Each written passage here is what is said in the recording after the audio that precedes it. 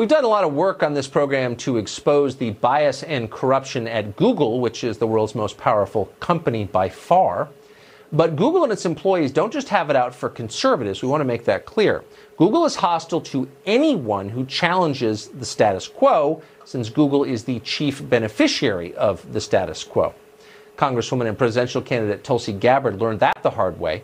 Just after the first presidential debate, where Gabbard was the single most searched Democratic candidate, Google blocked her from being able to buy new ads. Now she's become the first presidential candidate to sue Google. She's accused them of censoring her message. We are happy to have Congresswoman Tulsi Gabbard join us tonight. Congresswoman, thanks very much for coming on.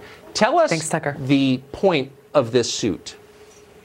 Here's the bottom line. This is really about the unchecked power that these big tech monopolies have over our public discourse, and how this is a real threat to our freedom of speech and to our fair elections. So this really isn't about me. It's about taking action on behalf of the American people.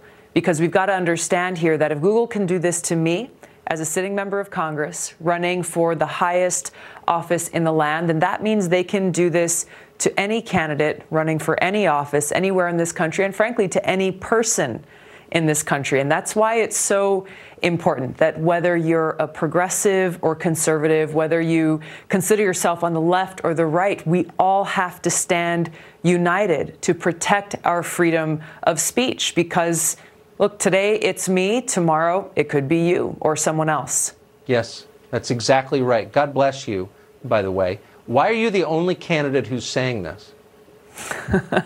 I can't explain that, Tucker, but I do know how important it is that we protect our freedoms in this country. It's something I think that people take for granted unless they're the ones under attack. These freedoms are enshrined in our Constitution. I love our country. I love our people. This is why I'm standing up and fighting for these freedoms, even when these freedoms allow those who say things I may disagree with to have that freedom to do so. You know, as a soldier, these are the principles that I stand up for, that even though you and I may disagree on things, I'm willing to give my life for your freedom to do so.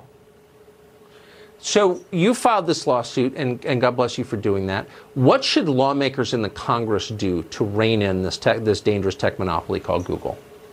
Washington needs to act. There's no question about it, because we're talking about Google, Facebook, Twitter. These are big tech monopolies that have this unchecked power to influence our public discourse, to influence what kind of information people are seeing.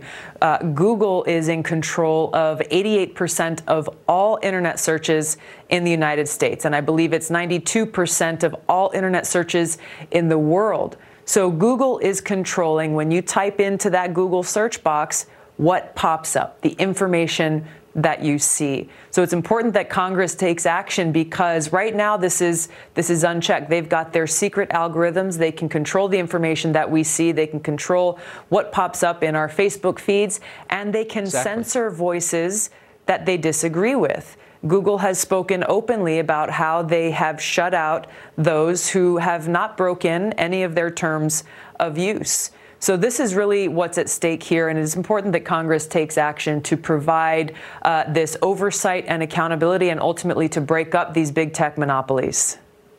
So in the 30 seconds we have remaining, are you going to bring this up in the debates this week?